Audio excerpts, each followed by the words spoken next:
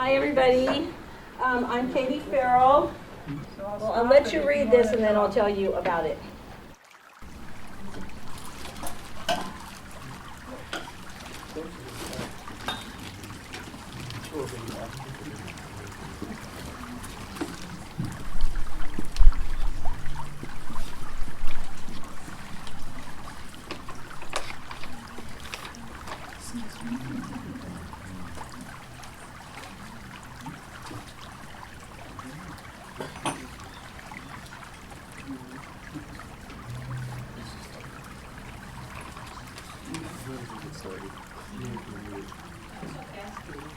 It's too fast. Yeah. All right, we can return to this another day. I can explain a little bit. This was something that one of our advisors, Paul Sheldon of Emerging Futures, put together, and it's sort of in a formulative process, as you can see. There should be some audio with it. But I had asked him, because he has a lot of experience in kind of comprehensive design of systems that save water and reduce climate change. He worked with many of the federal and state prisons to green the prisons, from compost to, farming, food, lighting, the whole ball of wax. And that's the kind of comprehensive approach that I think the Water Summit admired. As you probably know, we did 5 previous sessions. They're all on our website with all the background information that Lorraine, so many people compiled under each category. And our idea was to not really get people more informed about climate, because everybody already knows. We've taught drawdown, we've been with SOCAN, most people know, but the real question is, what are we going to do about it? And because water is the universal solvent and is the key to addressing all our relationships with everything, we decided to go ahead and do a water summit.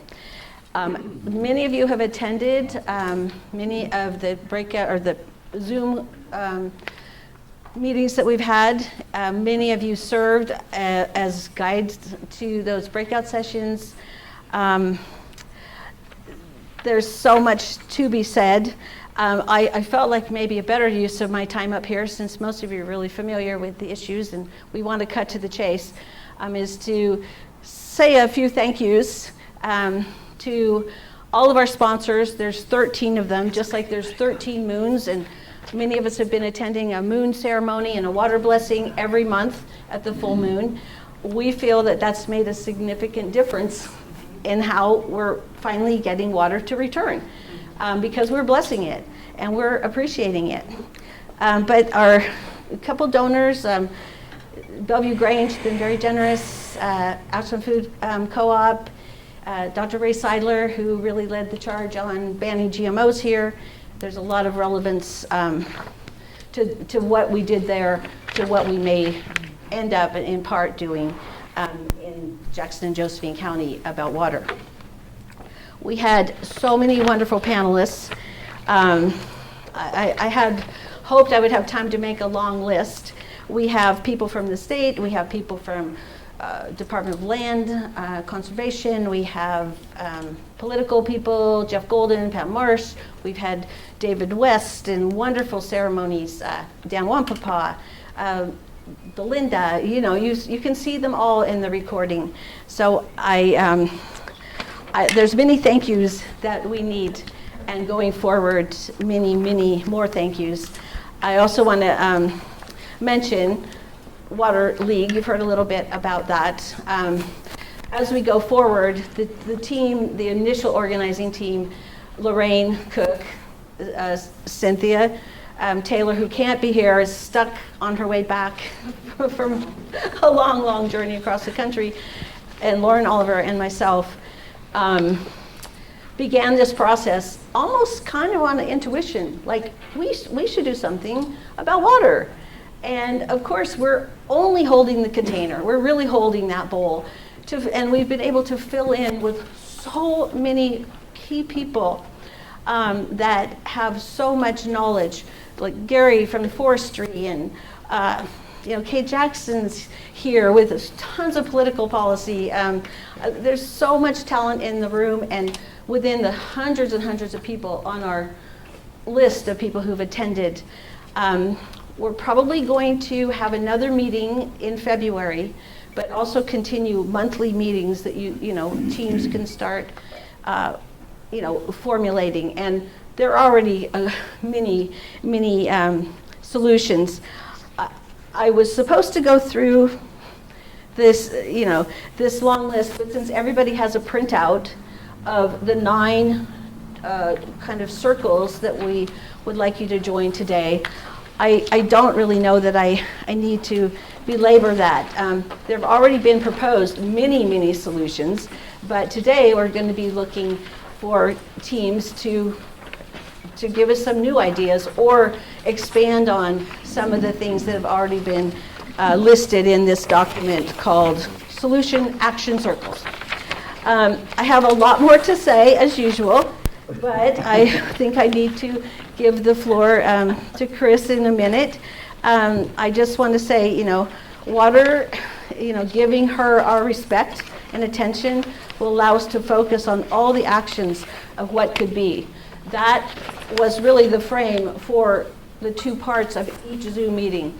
What is and what could be.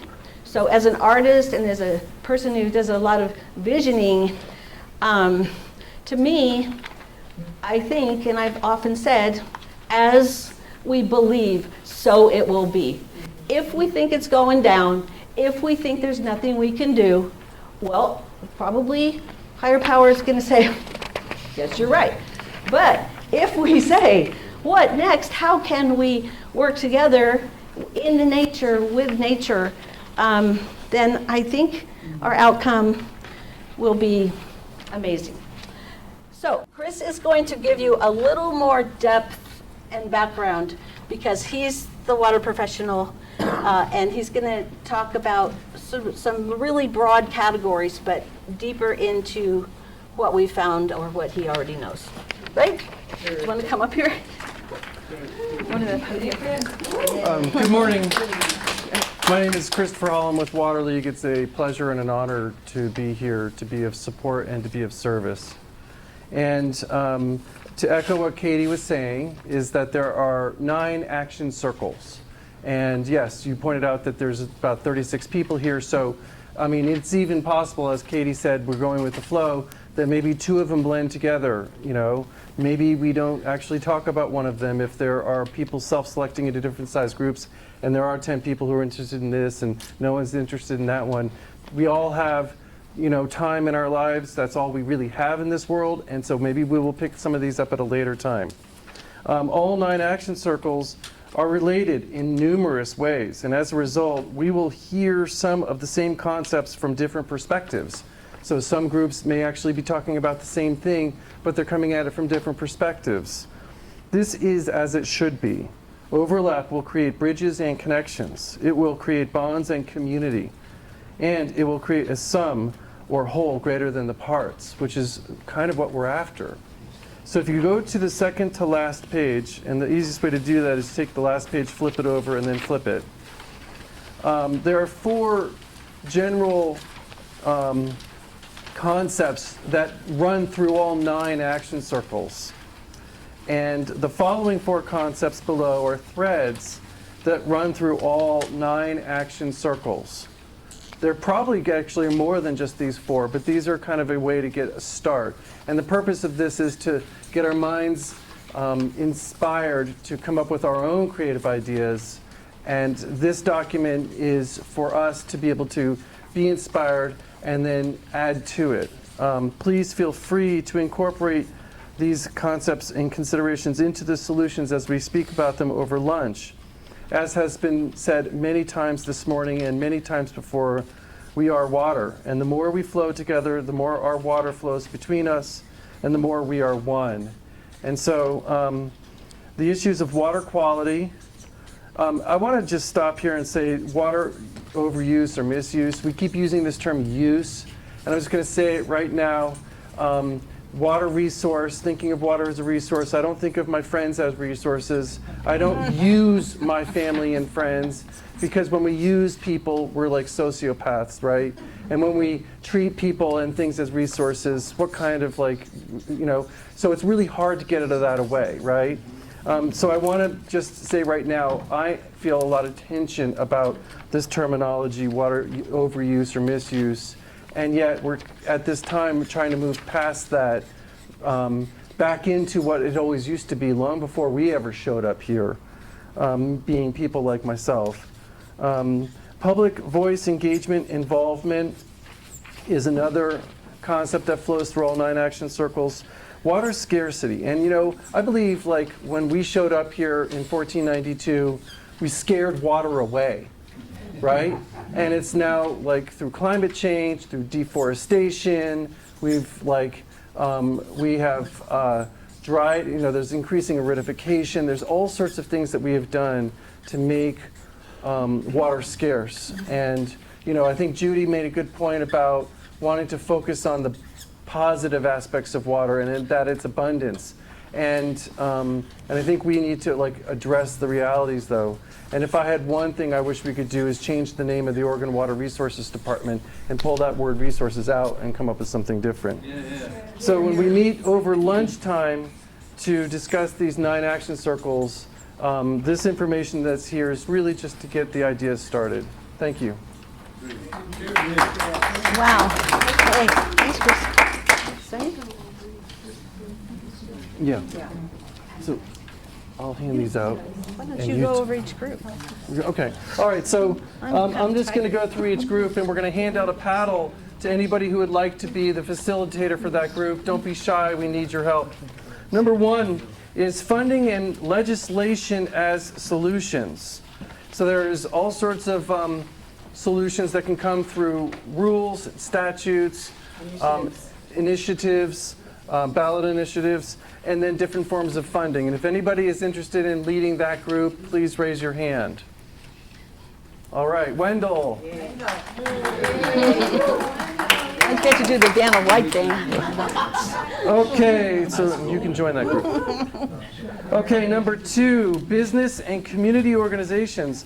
How to incentivize water health, which is quality, and efficiency use. There's that word again.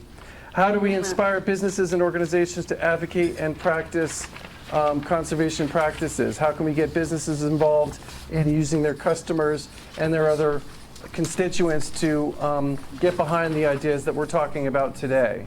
Is anybody interested in that? Okay, moving on. We do not have to have somebody lead that one.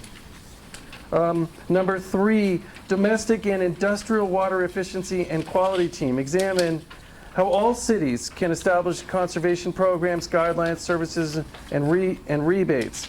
Also address how to preserve and increase water quality.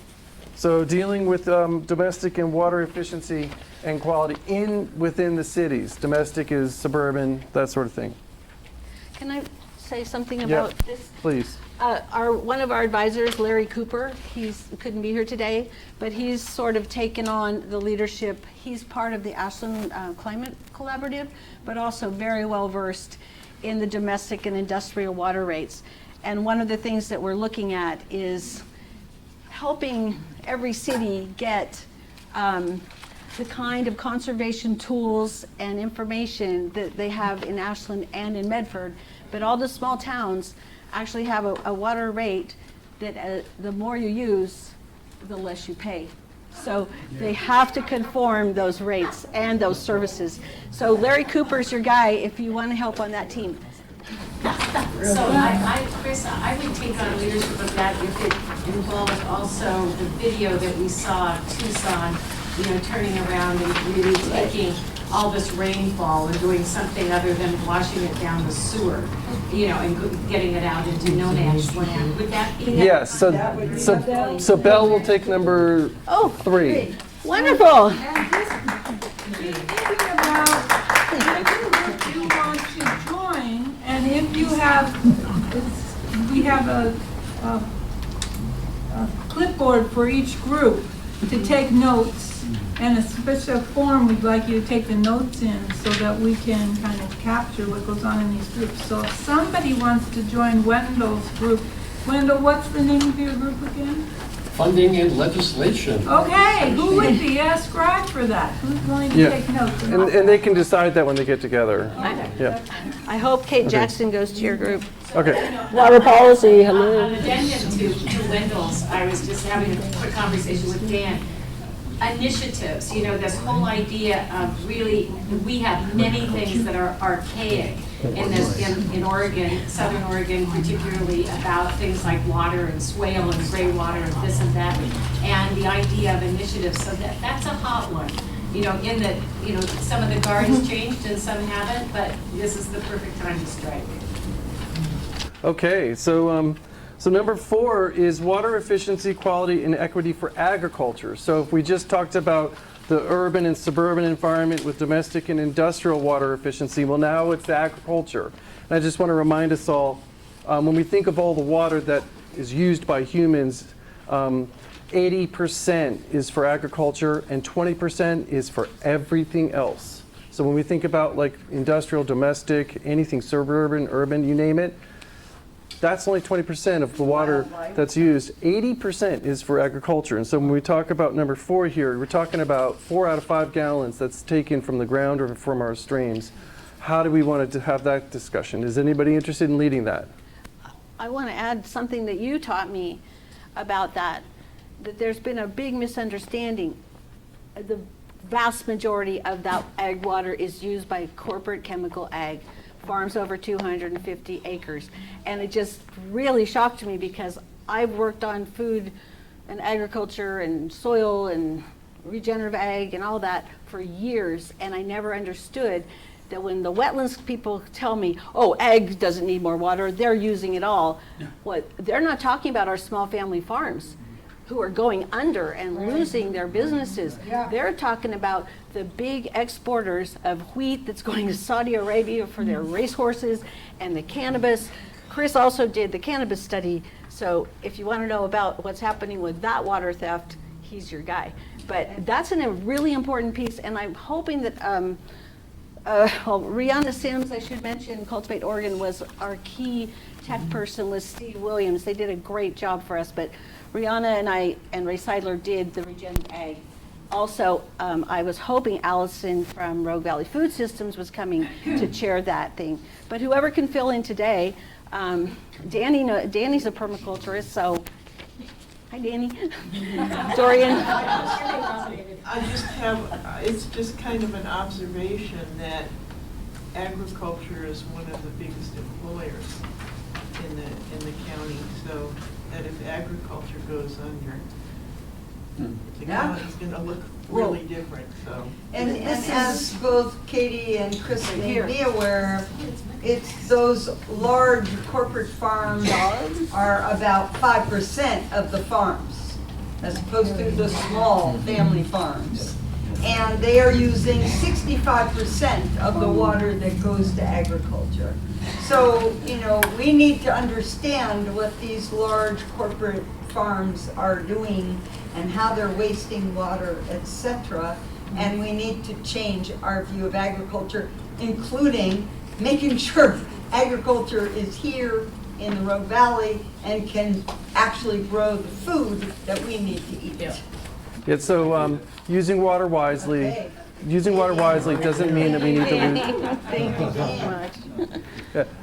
Using water wisely within the agriculture sector does not mean that we need to lose jobs. It means to ask the questions about what are we choosing to irrigate, what are the crops we're choosing to irrigate, and how are we doing that with equity, for sure. Is it in the public interest? Is it in the public interest? Yes. Yeah. Good call. Okay, thank you, Dan. Number 5, restoring healthy waterways and wetlands. How can we restore optimal watershed? Right over here. Okay. Right over here. I just wanted to say also, Francis O. Young from Riverkeepers, Eugene Ware from Freshwater Trust, and Sarah Mosier from the Rogue Basin Partnership. They are fabulous, and they will be joining your group at some point. Francis is supposed to be here, so we'll see. So that's restoring healthy waterways and wetlands. How can we restore optimal watershed and ecological health? Okay, number 6 is water rights and water law. This is another one where we get into some of this terminology and historical language usage that is sometimes very problematic for some of us, including me. By law, all water in Oregon belongs to the public, and therefore all water use must be in the public interest and not impair or be detrimental to the public welfare and health. I wish there was a better way to say that, and maybe that's what we can come up with today. Who would like? You. Hmm? You.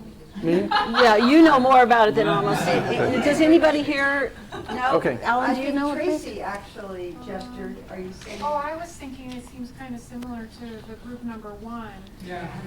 It does. Combine the same. Yeah. Put them together. Do you want to go there, One or and have 6 Tracy go can there? go together. And Okay, we Great. can, and I'll join you. We'll keep them together. Great. Okay. Excellent. Thank you. Okay, number 7, rights of nature and indigenous perspectives. How we must stop othering water as a resource to be used and move towards a living being. We are water.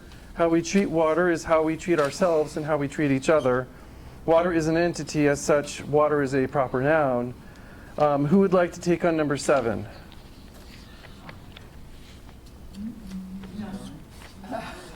Okay, we have one. Gwen. Gwen. Gwen is going to take number 7. I'll run this out. Oh, wonderful. Thank you. Thank you. Okay, number 8. Forming alliances between a diverse array of stakeholders. Can we achieve a balance of water availability for agriculture, domestic and industrial, and for recreation, wetlands, and waterways? So wetlands, waterways, recreation, industrial, and agriculture. Can we form alliances between a diverse array of stakeholders and figure out how we can deal with the problem of water and how it's used? I mean, when I say the problem of water, oh God, I can't get past this language. I'm wondering if 8 goes with Dan with agriculture because, And 3 with domestic. or 3, Yeah, well, together. yeah. Well, no. See how many. The reason I was thinking of Dan was that he was speaking about how important it will be to continue to build collaboration between the many different organizations and stakeholders that are already on the map in the Road Valley. And so much of it, since so much of the water is going to these large corporate farms, it feels like that, I don't know. I want to see add the same something thing. to this list that, and I would love to see Gary join in the conversation, because forestry was something, we did get Loma Catie there and Belinda and a lot of people in the last session, but the health of our forest is absolutely one of the most essential elements of the water that we have or won't have.